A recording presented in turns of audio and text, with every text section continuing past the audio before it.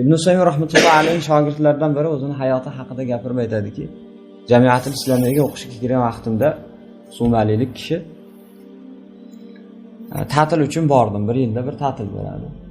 Ta'tilda bordim.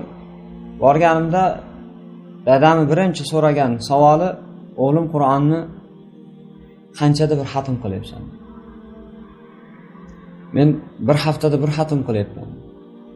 Shayx aytadilarki, hozir dadam meni maqtasa kerak. Bir haftada bir xatm qilishlik katta narsa. Jamiatul Islomiyada dars qilib, yana bir haftada bir Qur'onni xatm qilishlikka imkoniyating bo'lyapti ekan deb dadamdan maqtov kutib tursam, sen qanaqa qilib bir haftada bir marta Qur'onni xatm qilasan? Men seni Qur'onni o'rganishlik uchun jo'natib yuborgan bo'lsam, bir haftada bir marta xatm qilasan. Vaholanki men mana bu o'rinda seni ukalaringga qarab, boshqalarga qarab bir haftada emas, 3 kunda bir xatm qilaman.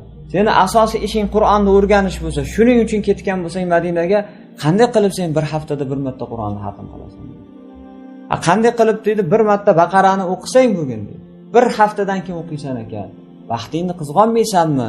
Qur'onni tezroq o'qishlikka harakat qilmaysanmi? Qanday rozi bo'lasan bir haftada bir marta Baqarani o'qishlikka? Qanday rozi bo'lasan bir haftada bir marta Qur'ondan bir oyatni o'qishlikka deb turib, u shayxni malomat qilgan ekan. Inson o'ziga endi savol bersin. Bir haftada bir emas, bir oyda bir emas. Nasallallohu alayhi va sallam. Yani umr davomida xatm qilolmayotgan musulmonlar bor. Bu narsa haqiqiy bir musibat emas bu aslo holatimizga. Sallallohu alayhi va sallam bugungi kunda bir oyda bir marta xatm qilishlik ham juda ham bir ne'mat bo'lib qolgan. Qur'onni oldingilar bir janozada o'qiladigan narsa emas deyilgan bo'lsa, bugungi kunda aytiladigan gaplardan alhamdulillah hech bo'lmasa sal darajamiz ko'tarildi. Qur'on faqatgina Ramazonda o'qiladigan kitob emas. Ramazondan boshqa bir holatda ham o'qilishli kerak deydi.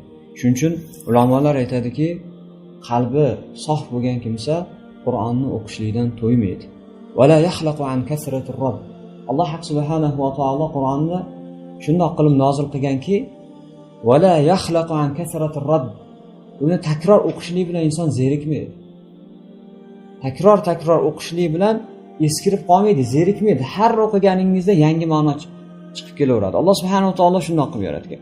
Bu haqiqatda Alloh subhanahu va taoloning bandalarga bo'lgan ne'mati bu. Lekin buncha nima bo'lishi kerak desa, bir kishi aytsaki, "Ayyo men zerikib qolaman. Bir marta o'qisam, ikkinchi marta qaytarib o'qishga zerikaman" desa, bundagi muammo Qur'onda emas, qalbdagi muammo sababidan bo'ladi. Abdulloh ibn Mas'ud radhiyallohu anhu aytganlaridek, ya'ni qalb